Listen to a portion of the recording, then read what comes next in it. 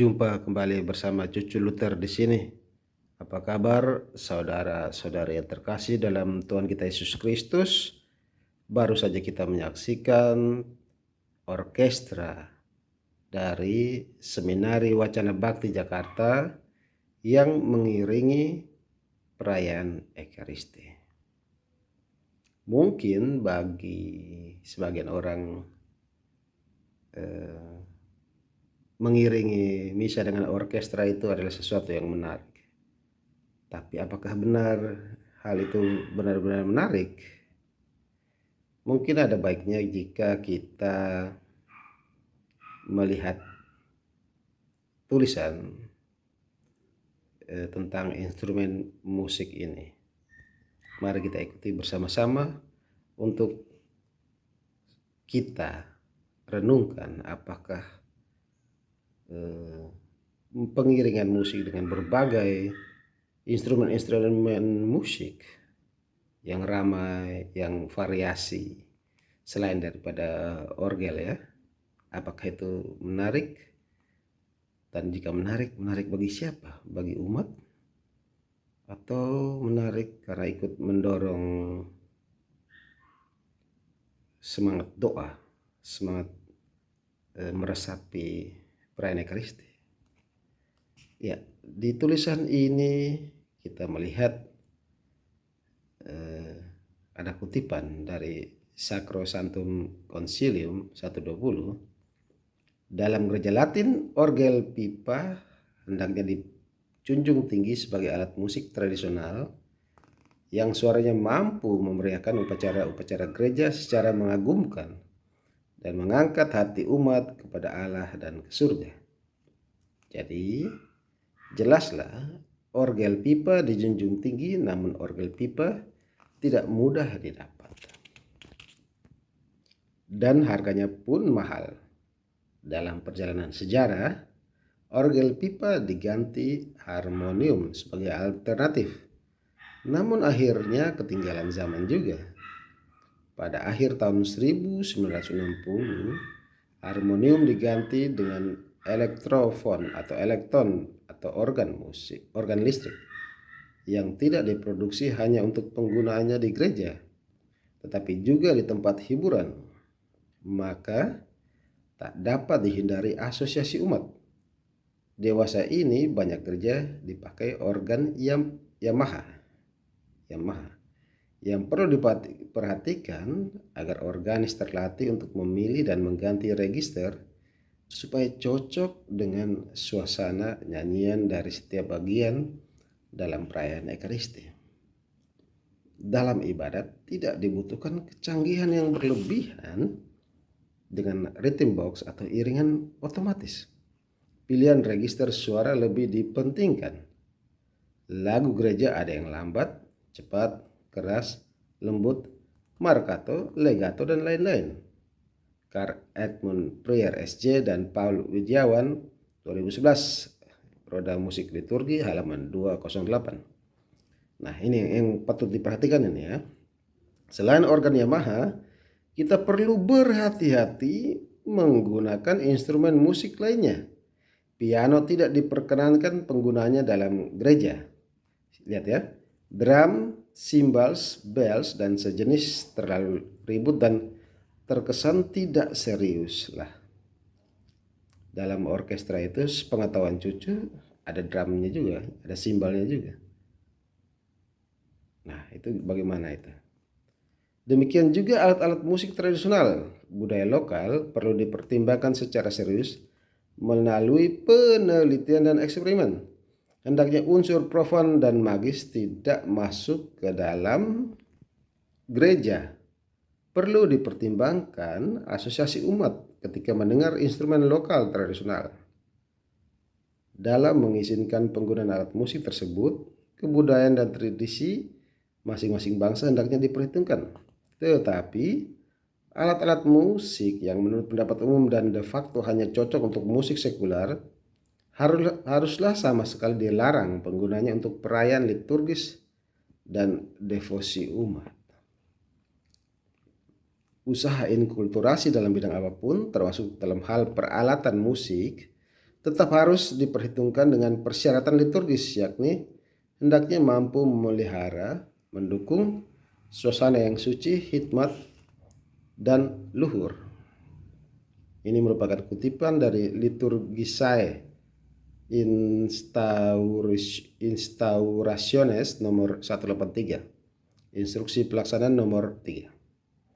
Pentinglah selektif dalam memilih instrumen musik, namun tak kalah penting adalah pembinaan organis dan pemain alat musik lainnya, man behind the gun. Karena itu, perlu didukung kursus-kursus organis gereja di tengah banyaknya kursus organ pop. Sayangnya, di banyak gereja terdapat organis dengan latar belakang metode pop. Akibatnya, iringannya pun kurang mendukung suasana doa. Dalam rangka inkulturasi, kita perlu mendukung para ahli liturgi dan praktisi musik gereja untuk mengadakan penelitian dan eksperimen dalam kelompok terbatas tentang penggunaan alat-alat musik tradisional dalam gereja. Berikut ini beberapa contoh alat musik tradisional yang terdapat di Indonesia. Bisa dilihat ya. Nah, ini. Tentu kita bertanya, kriteria apakah yang dipakai untuk menilai manakah alat musik tradisional yang cocok untuk liturgi? Jawaban atas pertanyaan tersebut tentu tidak sederhana. Tetapi satu hal yang penting tergantung dari hati orang yang memainkan alat musik tersebut. Apakah pemain alat musik mampu membuat iringan nyanyian menjadi suasana doa atau tidak? Alat musik sendiri tidak menentukan apa-apa, ia hanya sebagai benda mati. Jika pemain musik memainkannya terlalu keras dengan ritme yang terlalu cepat, maka bunyi dari alat musik tersebut tidak cocok untuk ibadat gereja.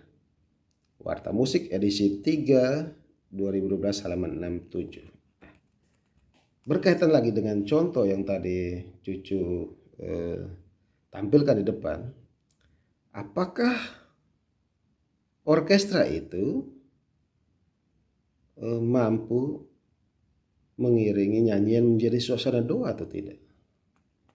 Kalau pendapat Cucu yang pernah mengalami mengikuti misa dengan iringan orkestra dari Seminari Wacana Bakti itu di Gereja Servasius Kampung Sawah, menurut Cucu tidak membawa suasana doa karena pertama suara alat musik itu menutupi kor ya. Yang kedua juga terlalu berisik dengan berbagai instrumen-instrumennya, itu menyebabkan tidak ada suasana doa menurut Cucu ya. Dan yang ketiga, ini pertanyaan yang lebih fundamental menurut Cucu. Apakah orkestra itu digunakan hanya semata-mata untuk mengiringi Tuhan, mengiringi misa maksudnya, ataukah itu sebagai ajang entertainment, hiburan? menarik perhatian orang. Menurut cucu ya kemungkinan besar pendapat cucu adalah itu hanya entertainment, menarik perhatian orang. Karena ini berkaitan dengan promosi panggilan. Mereka mempromosikan kelebihan Seminari Wacana Bakti untuk menarik perhatian orang. Tapi justru dilakukan pada perayaan Ekaristi. Menurut cucu kurang tepat. Karena ada baiknya jika penampilan orkestra itu dilakukan di luar misa. Bisa dibikin sebuah konser dari paroki ke paroki. Atau menyambangi sekolah-sekolah SMP untuk promosi panggilan ya. Kalau langsung di gereja berisik.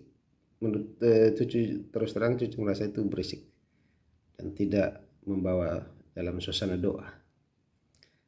Parahnya lagi, ketika mengiringi misa di saat mengiringi misa dengan orkestra, sesudah komuni kalau tidak salah cucu ingat, ada pembinanya tampil di depan memainkan saxophone bersama anaknya yang memainkan alat musik flute kalau tidak salah ya. Lalu menyanyikan lagu yang menurut cucu bukan lagu liturgis, lagu rohani, tapi bukan lagu liturgis. Masih dalam tengah-tengah misa. Masih dalam rangkaian misa. Menurut cucu itu tidak tepat dan merusak tata perayaan Ekaristi. Ada buktinya, videonya, cucu akan tampilkan di sini.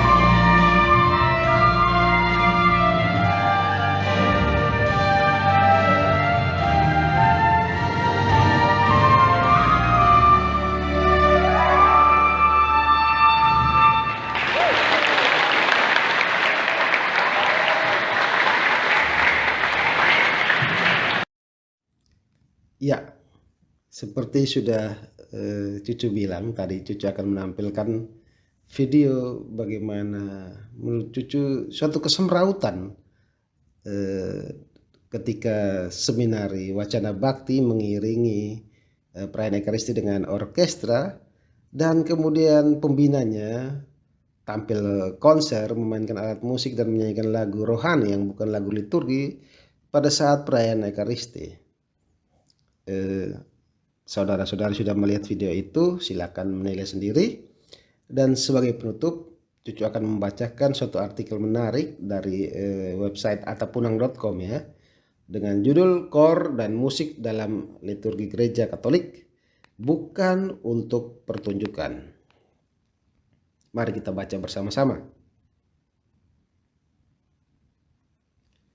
Saya pasti sependapat dengan Anda bahwa musik memang diperlukan dalam gereja Katolik untuk menambah kekhidmatan dalam misa. Gereja memang terbuka terhadap penggunaan alat musik lain, misal organ dan keyboard. Dalam perjalanannya, kor dan musik kadang disalahgunakan dalam mengiringi lagu-lagu yang dinyanyikan saat misa berlangsung. Musik malah menjadi patokan dalam paduan suara. Lalu kor dianggap sebagai tempat pertunjukan sehingga mengabaikan peran umat yang seharusnya ikut aktif bernyanyi dalam misa. Saya pernah mengikuti misa yang diadakan oleh lembaga keuangan tempat saya bekerja. Waktu itu kebetulan kornya diminta dari sebuah sekolah menengah Katolik di kabupaten ini. Saya tidak mempermasalahkan tentang kualitas suara mereka, tetapi itu tentang alat musiknya. Masa iya sampai alat musik drum band dibawa dalam mengiringi misa? Drum ditabuh bagaikan sebuah konser dan menutupi suara dari kor. Waktu kor menyanyikan bagian solo, setiap kata tak terdengar jelas. Bagaimana saya, juga pasti umat yang lain menghayati lirik solo yang dinyanyikan. Saya pikir iringan kor seperti ini tidak dibutuhkan dalam liturgi Katolik, malah cenderung ke kebiasaan umat dalam agama Protestan. Hal ini berkesan bahwa musik yang dimainkan lebih kepada musik yang bersifat profan dan pop. Saya dan juga umat yang lain malah tertuju kepada para paduan suara dan musiknya. Memang benar-benar mengganggu konsentrasi doa yang disatukan dalam nyanyian. Lalu pada kesempatan lainnya, saya sangat terganggu bila dalam gereja bunyi musik sangat mendominasi dari suara kor. Alat musik yang dipakai memang organ dan keyboard. Namun sayang volumenya disetel terlalu keras sehingga musik terdengar mendominasi. Mungkin sang organis terlalu bersemangat atau suara kor yang kurang power. Tapi bukankah musik hanya sebagai pengiring lagu dan bukan sebagai patokan utama saat lagu dinyanyikan oleh segenap umat? Penggunaan berbagai ritme yang dibenam dalam perangkat elektronik organ itu apabila digunakan oleh sang organis semakin mencerminkan bahwa iringan untuk kor semakin jauh dari liturgi Katolik. Malah terkesan seperti bernyanyi nyanyian duniawi atau profan, atau sama sekali bukan bernyanyi untuk liturgi. Saya lebih sreg apabila sang organis bermain dengan voice piano atau church organ tanpa menggunakan musik ritme dari organ. Apakah kamu juga? Kita lanjut ke masalah kor.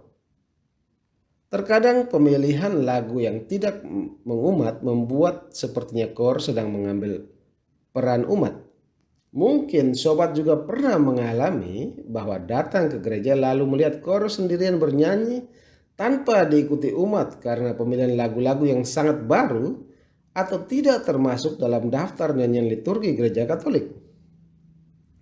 Bukankah Paus juga telah mengingatkan bahwa para paduan suara harus berusaha melawan godaan untuk tidak mempertunjukkan kemampuan lebih banyak dengan mengambil bagian umat, sehingga umat kurang aktif dalam misa. Ini pengalaman dan pendapat saya terhadap kor dan penggunaan musik yang over dalam liturgi gereja Katolik. Apabila sobat punya pengalaman dan pendapat yang berbeda, Mari kita diskusikan dalam kolom komentar. Have a nice pray. Ya, itu adalah tulisan dari website atapunang.com.